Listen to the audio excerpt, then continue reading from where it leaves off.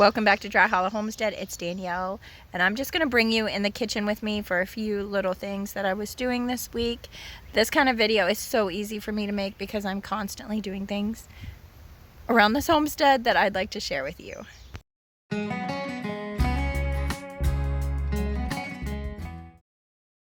Okay, we are starting with a cheeseburger soup recipe. There is lots of different ways you can make this, but mostly I made this day because I had carrots, onions, and celery from like Costco, and we have all that growing in the garden, so we are going to harvest that very soon. So I am anxious to get the Costco finds, the Costco purchases out of my fridge before we pull our fresh veggies out of the garden. I just chopped up some of the carrots and I'm sauteing them in my Dutch oven with some homemade butter. And friends, this is like almost my last block of homemade butter. It's pretty sad. I'm so looking forward to my cow giving birth. And when she does, I will definitely bring you along and we will be back in milk and back in the home dairy. And this is going to be my last dry season. We have now her calf, who is a year old. She can actually get bred anytime. We'll probably wait till the calf is born to our oldest before, our milk cow before we breed our thin heifer, so that we can alternate and we will be never again without milk. So this is my Vidalia chopper. Oh my gosh, this is perfect anytime you're using onions. I also do it like in the summer when I'm doing a big batch of salsa for canning, or let's see, peppers. I've used it for peppers. I've used it for carrots, but I really love it for onions. Sorry, excuse me. I will link it in the description box below. I love that it has a measuring thing on the side. But like I said, those were not homegrown onions, and I have a garden teeming with vegetables coming out any day. I've got celery growing in there. I know I've showed you in some videos, but I think the garden changes like daily at this point. I'm so looking forward to getting all my vegetables out and preserved, and I will be bringing you along when we do that for sure. So in this cheeseburger so far, cheeseburger soup.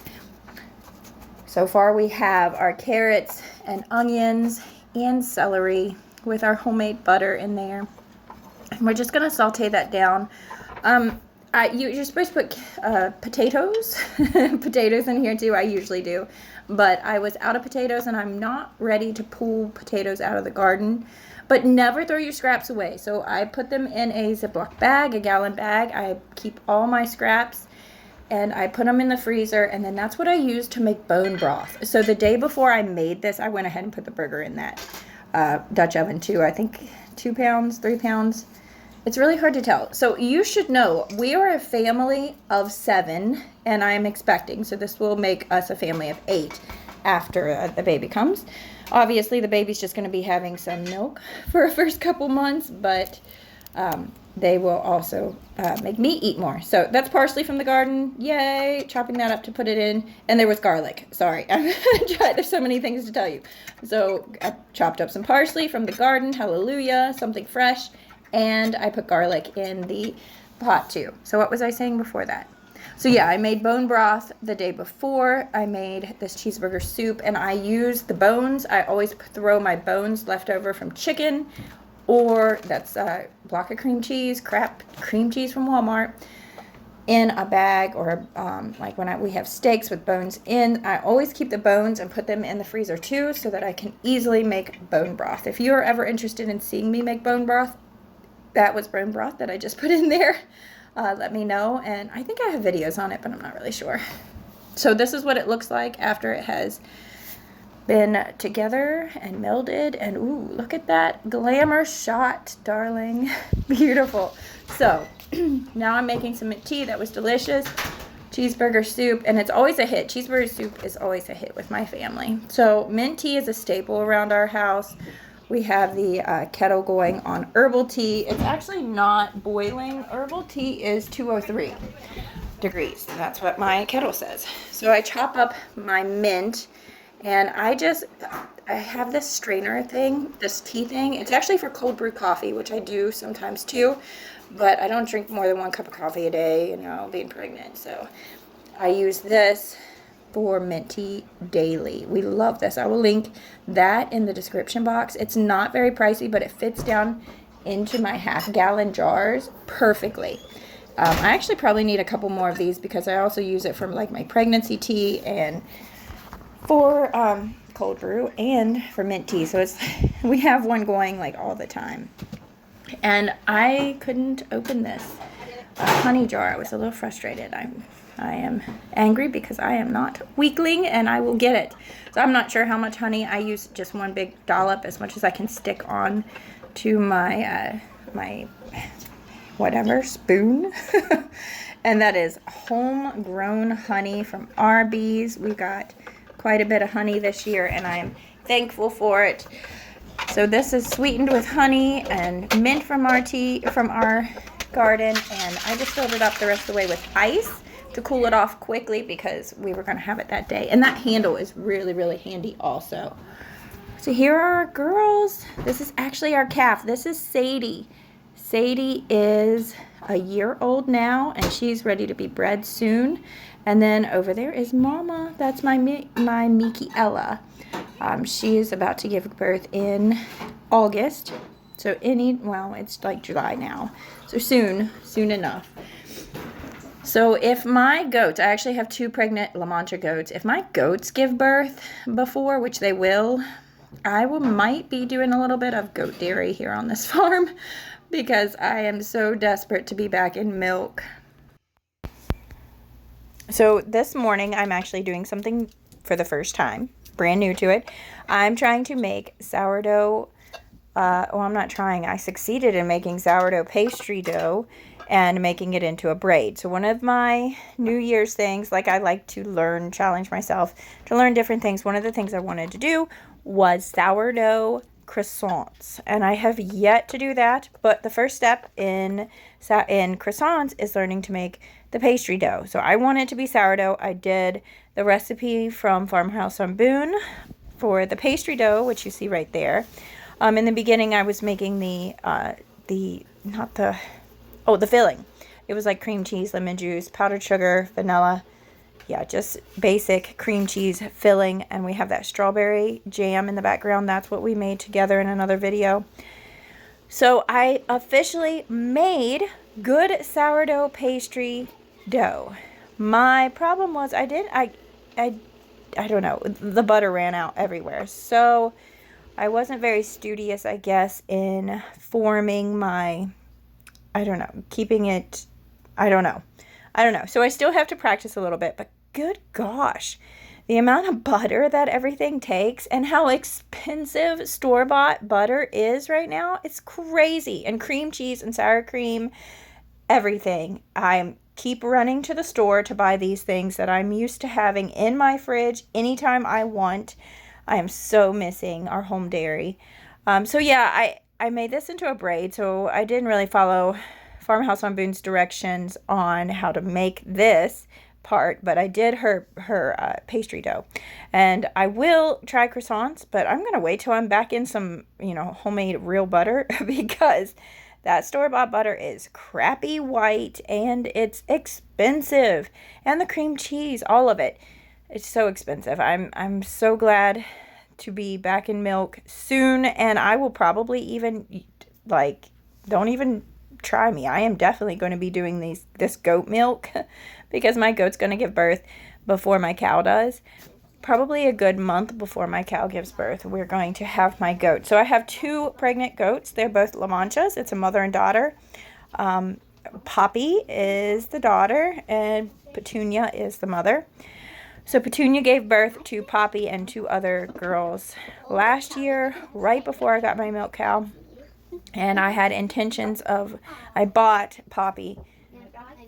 Petunia just to milk her because I could not find a milk cow locally that was affordable enough for us and was the breed that we liked. And I ended up getting her right after Petunia gave birth, but she had given birth to 3. So Petunia, my La Mancha mix goat, had actually given birth to 3 females. So we really didn't want to take a whole lot of milk from her. And when I got my cow and started getting 3 gallons every milking, I didn't need the goat milk in. I don't really care for goat milk that much, but like I said, in my goats, both goats are giving birth probably within the next 2 to 3 weeks. We will be back in some kind of milk, and we will be doing things. And I've never made chev. Like, you have to have goat milk to make chev, and so I will definitely try. You never know. It might be disgusting. It might be wonderful. My family will figure it out for ourselves. That's for sure. I'm so glad Daisy's helping me in the kitchen. She's going to be my sidekick for life, I hope. And she did a good job. But this actually started a fire. So we have to put a glaze on top, like an egg wash on top. And then I put it on the pan. That was a stupid decision on my part. Do not put it on a pan like this. You need like a jelly roll pan with sides, because the butter melted from inside the pastry and it ran off that pan and caused a fire, literally flames in my oven. So that's why it's kind of burned at the bottom, you know, the butter all burnt. But, you know, I moved it to jelly pan. And it did force me to clean out my oven. But look at those layers. Oh, it was so good. So yeah, I'll link that pastry dough in the description box. And here is our grapes. I wanted to show you we're going to have a great grape harvest. And that means more homemade wine this year. We're going to go ahead and start another recipe. This is just a baked oatmeal. I don't know if this is a staple in your house, but for us on this homestead, we love baked oatmeal as just a different breakfast. We kind of get through in a rut with the same thing, usually eggs every day. So these are all the ingredients we need. I will write in the description box my recipe. It's like a baked, Amish baked oatmeal. Those are the words I'm trying to get out right now. We do not eat the standard American breakfast like cereal or just packages of like Pop-Tarts, toaster strudels, that kind of thing. We do not do, and for economic purposes, that's just so expensive. We make our own homemade granola as a quick like cereal replacement, especially when you have raw milk or you have homemade yogurt, which I am not in milk right now, but I still make homemade yogurt. I think that is a great way to start saving yourself money and making it more nutritious, is to make your homemade yogurt. So we, what was I saying? We don't buy cereal. So every meal that we eat for breakfast is something from scratch. We like this as an alternative to eggs, because eggs are so plentiful right now. We're eating so many eggs. But we also like Dutch babies. We like pancakes. We do sourdough pancakes sometimes. I also do a pancake mix with whole wheat. I have a grinder, and I grind a bunch of whole wheat at one time, but between 2 to 3 days, you lose a lot of your nutrition. So I freeze all the dry ingredients, like bulk of the waffles and pancake mix that I do that has whole wheat, and then I can pull those out, and even I write on them, you know, the packages what you can add, so even my kids can make that. It's very simple to do that. So I forgot to tell you that I melted that butter in the oven because I do not have a microwave. My home was built in the 1760s. My kitchen was not built then, but it was at some point, probably the turn of the 19th century. I don't know, 18th century, whatever, like the 1900s in the beginning. But we don't have a whole lot of room, and for the nutritional purposes, I prefer not to heat things in a microwave, and for health and safety. Microwaves aren't something I want in my house, so I tend to do that a lot. If a recipe calls for something that is going to be baked and it calls for melted butter, I will throw it in my pan that I'm going to bake in and melt it in the oven while the oven is preheating. So it takes care of non-sticking, or, you know, what do you call it? Like, yeah, non-sticking, greasing your pan. It greases your pan and it melts your butter, and you're not wasting any more electricity because you already have to preheat your oven anyway. So it's a win-win, right? Wham, bam, thank you, ma'am. So that's what I did. And I thought I should tell you that. So we always try to make a lot of things so that we can have leftovers. But my family doesn't even know how to use a microwave. We were we were at a hotel a couple weeks ago, and they had a microwave, and it was quite a learning curve for us to even do popcorn in it. We are used to doing everything from scratch in our kitchen. Just, we don't have any non-stick pans. We have all cast iron. So I'm actually going to talk to you here. This is the same morning, so give me grace. I'm half asleep, okay? Okay, so it's still early in the morning. Probably not to most of you, but it's early enough for me. So I've got our breakfast in the oven, and now I am going to clean the kitchen back up from preparing breakfast and finish my coffee and read Bible. This is going to take at least 35 minutes, might even be more, because it was pretty thick container that I was in. So in 35 minutes, we can do all the things I said and maybe even get ourselves ready for the day. So we always try to, anytime you're waiting in the kitchen for something to be done, the coffee pot, for me it's the kettle, to be heated, for the water to be heated for tea or coffee, or just a timer on something in the oven. That is my cue to race to clean up to see how much I can get done before that timer goes off.